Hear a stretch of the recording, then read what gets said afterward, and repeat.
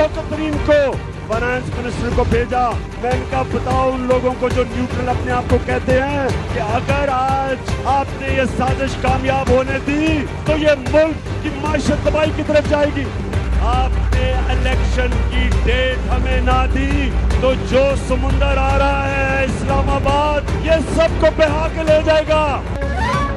Neutrals को मुतनब्बे किया था कि अगर हमारी हुकूमत के खिलाफ साजिश कामयाब हुई तो माशी बहाली डूब जाएगी। शौकत तरीन को भी न्यूट्रल्स के पास भेजा मगर अफसोस साजिश को नहीं रोका गया।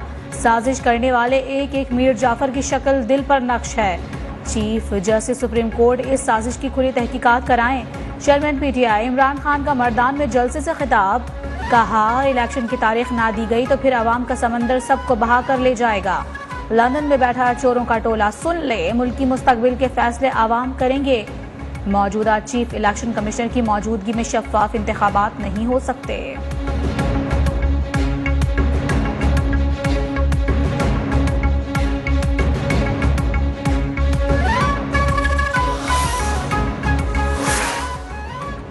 इनके तमाम उसूल पैसा देखकर हवा हो जाते हैं। किस चीज की तनख्वाह ले रहे हैं? मुल्क बर्बाद करने की या आइन तोड़ने की? लीगी नायब सदर मरियम नवाज ने तहरीक इंसाफ के रहनुमाओं को झूठा करार दे दिया। कहती हैं ये झूठे और मुल्क का खून चूसने वाले लोग हैं। असेंबली से इस्तीफे ऐसे देकर गए थे जैसे कभी वापस नहीं आएंगे।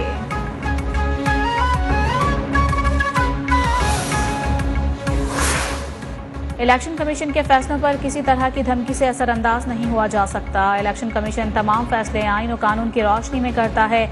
तर्जुमान इलेक्शन कमीशन का रद्द-ए-अमल।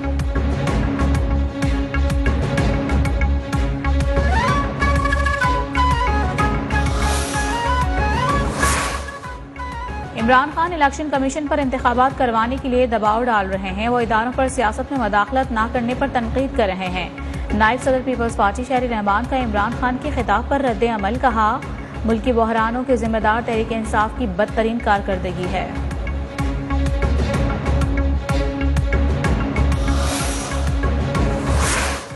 नून लीग को अकेले फैसले का हक नहीं है। इत्तेहादी जमातों के साथ मिलकर फैसले करेंगे। लीगी रहनुमा ख्वाजा आसिफ की लंदन में मीडिया से गुफ्तगू। साद रफीक ने कहा नवाज शरीफ हमारे बड़े हैं, इनसे रहनुमाई लेते हैं। वो बहुत जल्द फॉरवर्ड पोजीशन पर खेलते हुए नजर आएंगे।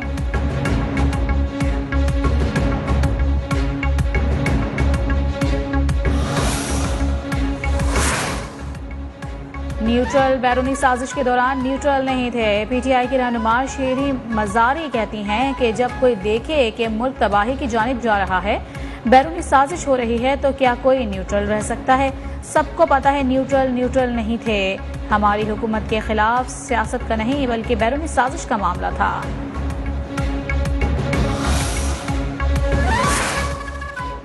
सियालकोट इंतजामिया ने पीटीआई को 14 मई के जलसे की इजाजत देने से इनकार कर दिया। रहनुमा तहरीक इंसाफ उस्मान डार का कहना है कि हमजा शहबाज लाहौर में बैठकर जलसे रोकने के अहकामात दे रहे हैं। जलसा हर सूरत होगा।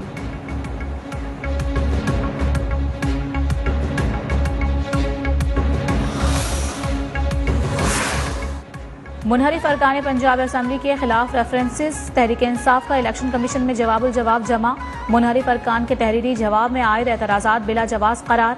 आर्टिकल 63(1)A के तहत नाअहल करार देने की दरखास्त।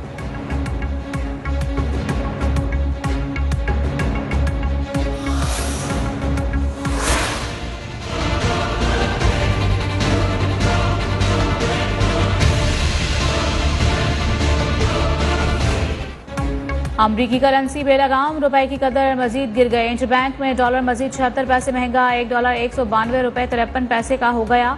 ज़र मुबादला ज़खायर में भी कमी। एक हफ्ते के दौरान $19 करोड़ घट गए। मजमूई मालियत $16 अरब 38 करोड़ रह गई।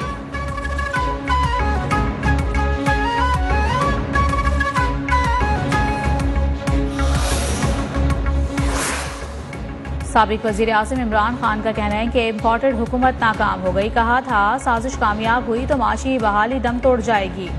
8 मार्च को डॉलर 178 रुपए पर था, आज 193 पर पहुंच चुका है। शरह सूद 1998 के बाद 15% की बुलंद तरीन सतह पर है। स्टॉक मार्केट 3000 पॉइंट्स तक गिर चुकी है। ये सब इम्पोर्टेड हुकूमत पर तारीख के कम तरीन एतमाद की अलामतें हैं।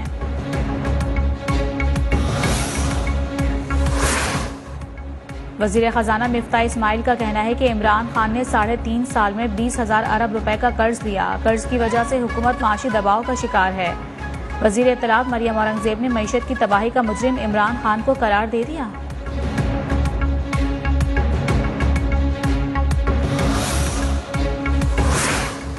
विफाकी हुकूमत ने 1 से ज़ायद पाकिस्तानी पासपोर्ट रखने वाले पाकिस्तानी शहरियों के लिए एमनेस्टी स्कीम की मंजूरी दे दी। वजारत दाखिला ने समरी पर गुज़िश्ता काबीना इजलास में मंजूरी दी। फैसले के मुताबिक एमनेस्टी स्कीम 31 दिसंबर 2022 तक नाफिजुल अमल रहेगी।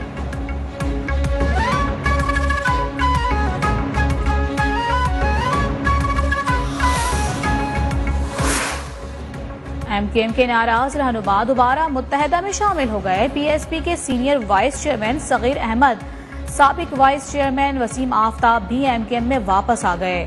सलीम ताजिक का भी मुत्तहदा में शमूलियत का फैसला।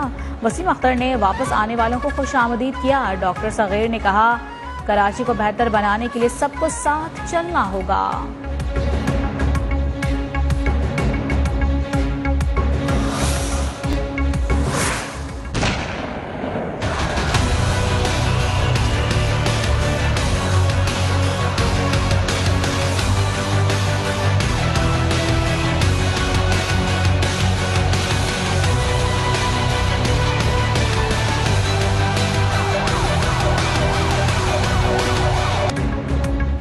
कराची सदर धमाके की सीसीटीवी फुटेज आने के बाद तहकीकात में अहम इंकशाफात। दहशतगर्द 10:12 पर साइकिल लेकर जाए वारदात पर पहुंचा। साइकिल पर नीले शॉपर में बारूदी मवाद था। मुबैना शख्स 40 मिनट तक होटल में बैठा रहा। रिमोट कंट्रोल दहशतगर्द के हाथ में था। मुबैना शख्स के बारे में मजीद तहकीकात की जा रही हैं।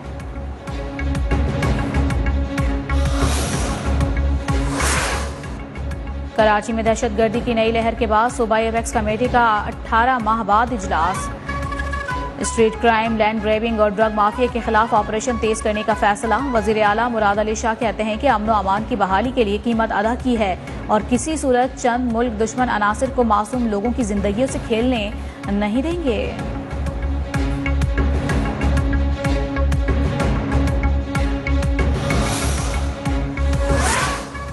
पेशावर से कराची आने वाली रहमान बाबा एक्सप्रेस बड़े हादसे से बच गई। बोलारे के करीब डाउन ट्रैक ब्लॉक होने के बाइस ट्रेन के इमरजेंसी ब्रेक लगने से रहमान बाबा एक्सप्रेस की 3 बोगियां पटरी से उतर गईं।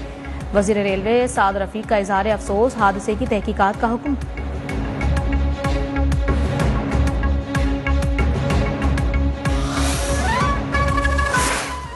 मुत्तहदा अरब अमारात के सदर शेख खलीफा बिन ज़ैद अल नहयान 73 बरस की उम्र में इंतकाल कर गए। पाकिस्तान का भी 3 रोज़ा सोग का ऐलान। कौमी परचम 3 दिन सरनेगो रहेगा। वज़ीर आज़म, आर्मी चीफ और वज़ीर खारिजा का इज़हार अफसोस।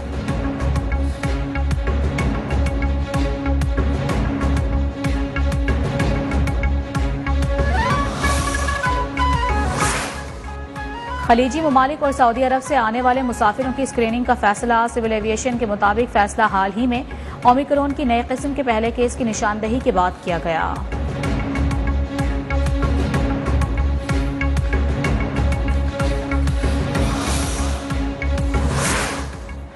पाकिस्तान क्रिकेट बोर्ड का कहना है कि वेस्ट इंडीज के खिलाफ सीरीज के लिए पहला ऑप्शन रावलपिंडी ही है। सियासी सूरत हाल को देखते हुए वेन्यू तब्दील किया जा सकता है। प्लान बी में लाहौर और मुल्तान शामिल हैं।